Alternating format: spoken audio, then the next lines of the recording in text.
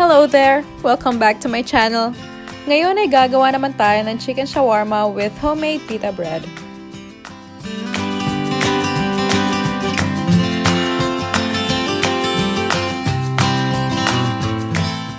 Pakukuluan muna natin yung chicken na gagamitin natin na protein filling para sa shawarma bago natin ito himayin or i-chop ng maliliit mamaya. Normally, ground beef, ground chicken, or ground pork ang ginagamit dito, pero since limited lang ang resources natin sa bahay ngayon dahil sa current COVID-19 situation, kailangan nating maging creative kaya ngayon ay gagamit tayo ng quarter parts ng chicken. Ang ginamit ko dito ay chicken legs na thighs, pero pwede kayong gumamit ng iba pang mga parts kagaya ng chicken breast kung gusto ninyong mas healthy. Next, gawin na natin yung ating pita bread. Sa isang malaking mixing bowl, ilagay natin yung harina pati na rin yung asin at haluin natin ito ng mabuti. Pagkatapos ay gumawa tayo ng well sa ating mixing bowl at ilagay na ang tubig pati na rin yung vegetable oil. Pwede kayong gumamit dito ng olive oil or coconut oil or kahit na anong cooking oil na meron kayo sa bahay. Haluin lang natin ito hanggang sa maging well combined na yung mga ingredients natin.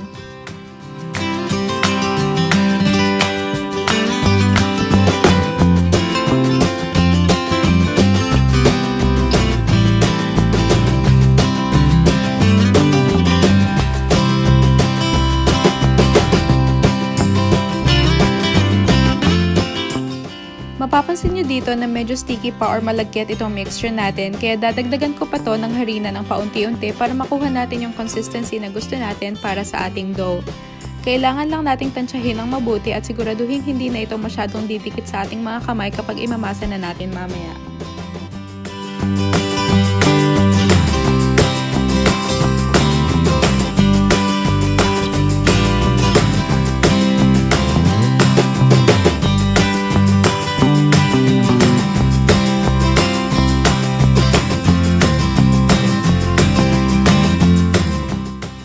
Hindi ko na naipakita sa videong ito, pero kapag nakuha na natin yung consistency na hindi na masyadong madikit sa kamay, kailangan nating imasa ang dough ng mga 10 minutes at i-rest natin for 15 minutes.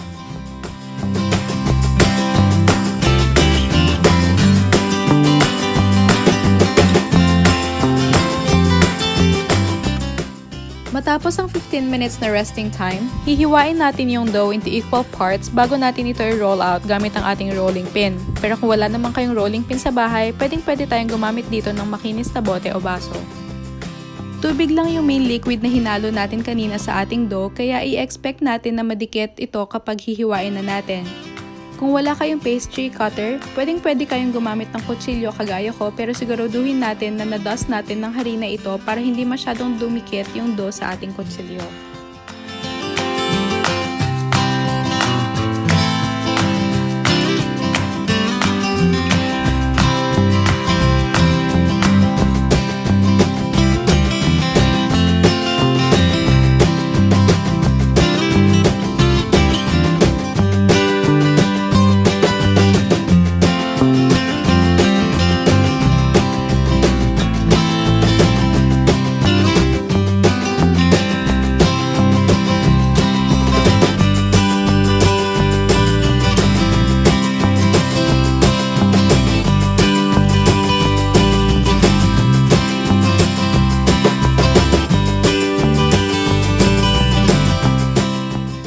I-roll out na natin yung ating dough na hiniwan natin into small equal pieces.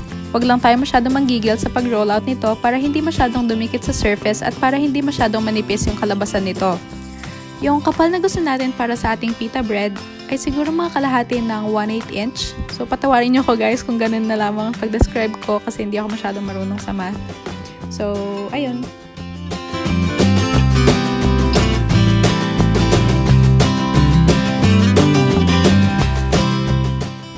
Bale, itutuloy lang natin itong prosesong ito hanggang sa maubos na yung pinagparte-parte nating mga dough kanina.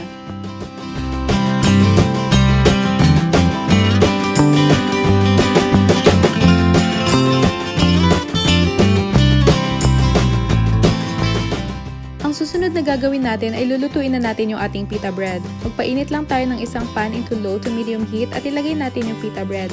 Mapapansin ninyo na luto na ang pita bread natin kapag nakita ninyong medyo maputi na yung surface nito at kapag meron ng mga brown spots. Alagaan lang natin ang pagluto dito dahil may tendency talaga itong masunog. Uulitin lang natin ang prosesong ito hanggang sa maluto na natin ang lahat ng niroll out nating dough kanina.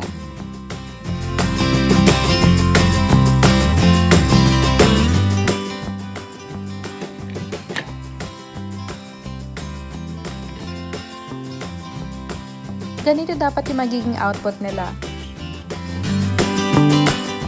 Pagkatapos ay ipe-prepare na natin yung iba pang mga ingredients na kakailanganin para sa ating shawarma. Gumamit lang ako dito ng pipino or cucumbers, kamatis at white onions at hiniwa ko lang ito ng maninipis.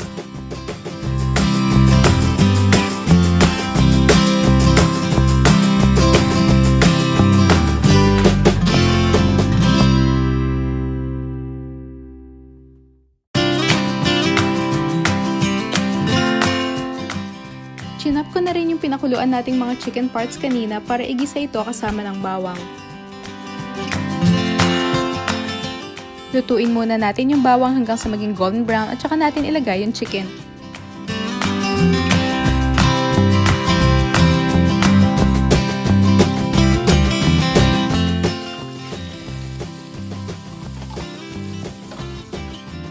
Pagkatapos ay isiso na natin itong ating chicken ng oyster sauce, soy sauce, salt, and ground black pepper at haluin nating mabuti.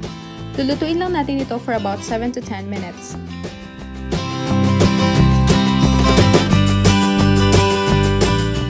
Nilagyan ko din ito ng isang jalapeño pepper para may konting kick ng anghang, pero this is totally optional. Pagdating naman sa ating cheese sauce, mag-melt lang tayo ng butter at lagyan natin ng harina. I-mix natin ito hanggang sa mahalo na sa butter at mapapansin natin na mamumuoy ito, pero okay lang yun kasi matutunaw din naman sila eventually kapag hinalo natin yung gatas.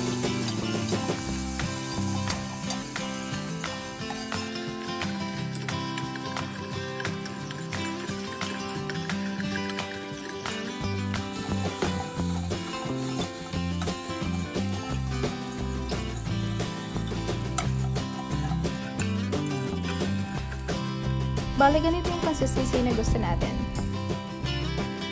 Next, maglagay na tayo ng sharp cheddar cheese at haluin natin ito hanggang sa matunaw na kasama ng milk mixture.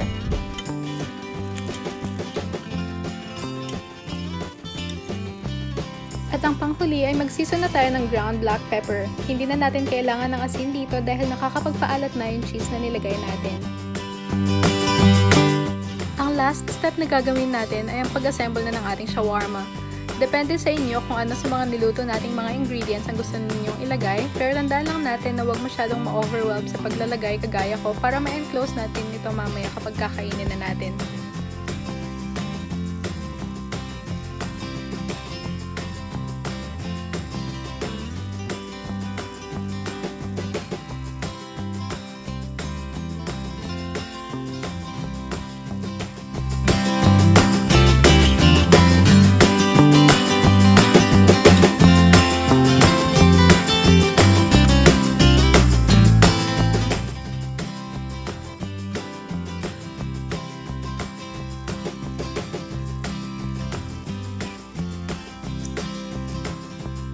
Para sa akin, masarap ang shawarma na medyo maanghang, kaya nilagyan ko ito ng chili garlic paste. Thanks for watching!